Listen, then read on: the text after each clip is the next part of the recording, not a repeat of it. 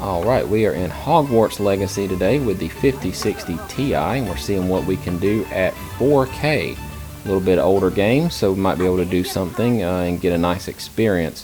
If I would just take a moment to please ask you to like, subscribe, share this video if you find it useful, that someone else might get something out of it. That would be great. I'm trying to hit 1,000 subscribers by the end of the year, so if you could help me out with that, that would be awesome.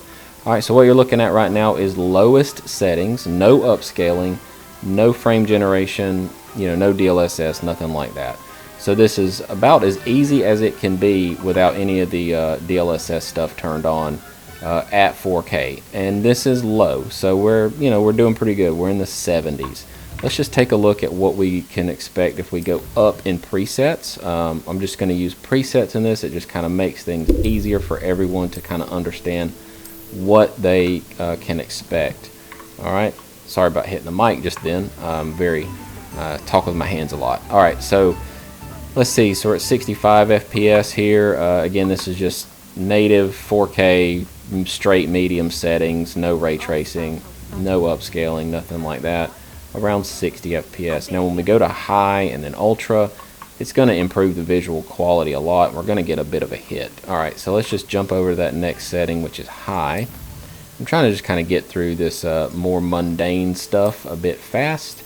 Use the chapter markers down there at the bottom if you'd like to skip ahead to a specific setting. Alright, so this drops us to under 60, so around 54 FPS, 52. I'm just going to run around, get some stuff to load in, just kind of see what all we can get to happen here. 49 FPS in the water, 46. So our VRAM allocation is also something to consider. We are over 8 gigabytes. So if you're considering this card, absolutely get the 16 gigabyte version. Don't even act like the 8 gigabyte version exists. That's what I recommend. Alright, so 52, 53. Yeah, so we're just going to keep running around, get some more numbers in here. So let's just jump over to the highest preset, which is that ultra preset. Alright, we're just going to come over here and kick that on and then apply that, and let's keep going. Alright, so we're looking at 38, 45. We're kind of on the outskirts of town here. Alright, so let's just keep going. Get some stuff to load in. So low 40s, so definitely taking a little bit of a hit, not ideal. So we're just going to kick on some quality DLSS. If I can get through these kids blocking me. Alright. So let's just run around here and do just that. So I'm going to kick on some quality DLSS now. And if I can find it, I believe it's down here somewhere. Yeah, upscale type. So we're just going to go from none to DLSS. And then we're going to go to quality. Alright, so again, no frame generation. This is just the first level of DLSS that we can enable. And that's going to, obviously it looks exceptionally good. There's just nothing wrong with this experience at all, in my opinion. Alright, so we've got 59, 58 FPS. And yeah, so we're looking okay here. There's nothing standing out as like the worst thing ever, in my opinion. Still looks, a bit on the slower side, around 50 FPS. You'd like to see something a little bit better than that. And of course, our VRAM allocation is getting kind of close to 12 right now, but we've got 16, so we'll be okay.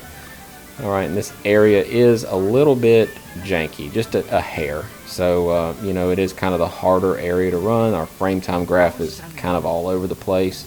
So let's just see if we can get around kind of the outside of town a little bit and see if our numbers and our frame time graph improve.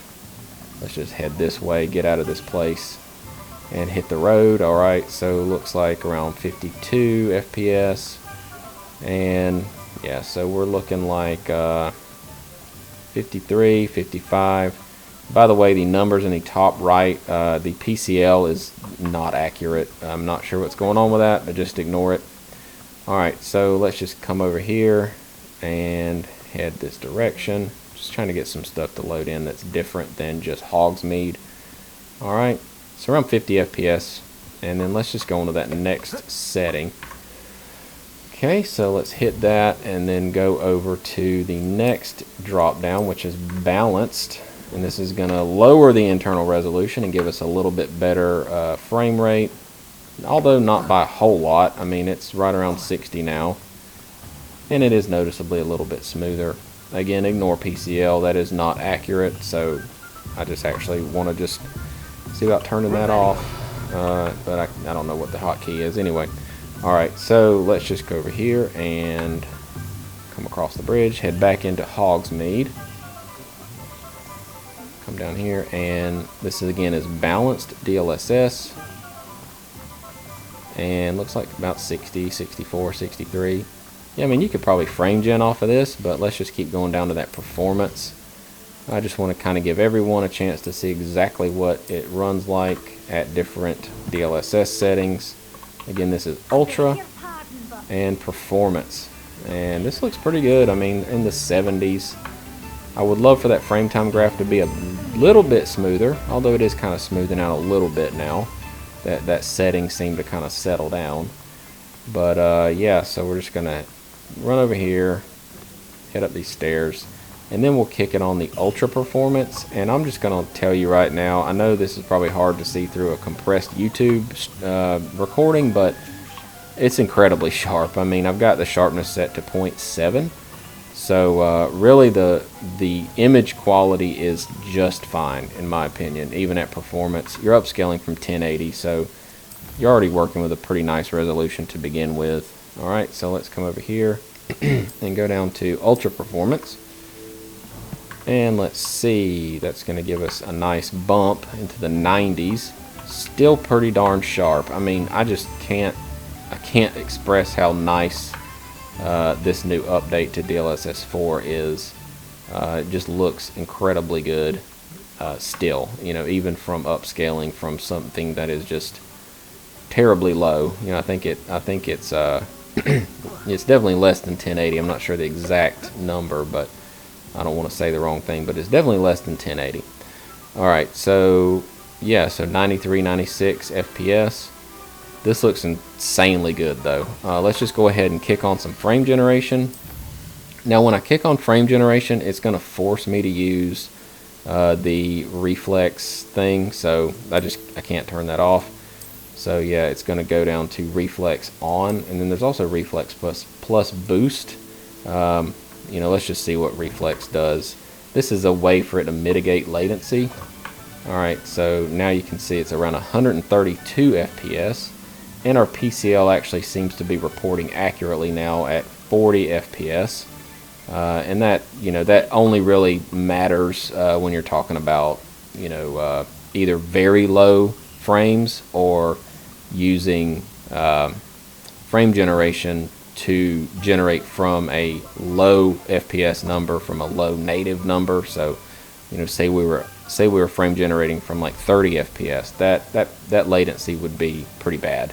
But we're not. We're going from like 90. So you know, we're in good shape here, and that PCL does reflect that. All right, so let's just keep going and go up to maybe the next level of the frame generation, which is 3. Alright, so let's just keep going here. And that looks like 160 FPS on a freaking entry-level card at 4K. I mean, you know, it's got its caveats and everything. You know, you have to run at performance or ultra performance, but for the most part, this is perfectly fine. I mean, I would play this game no problem. Our post-compute latency, that PCL number, is around 40 milliseconds, not FPS, 40 milliseconds, and you know, we're around 162 FPS with allocation of about 11.2, and that's just because that's kind of the beauty of that upscaling. Alright, so let's go to the next setting of the 4, so x times 4, so let's go to, if I can get it to work, there we go. So this is times 4, and as you can see, we are at 180 FPS with a 50 millisecond PCL. So this is quite nice. Alright, now what I am going to do is leave it on the 4X, but I'm going to hit that, probably, I think it's the balanced that I mentioned earlier that we could probably frame generate from.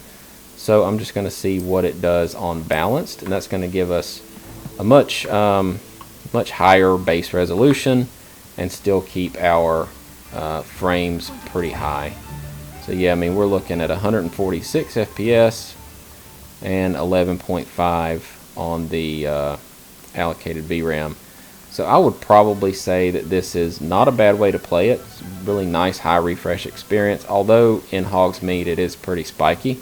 So I'm going to run out of the town here and just get into some of the more countryside part of this game and see what it does now. Okay, so now we're at 140 and our PCL is still around 59. Alright, so I'm just going to say that I would probably play at balanced, and I would probably just turn off the frame generation altogether.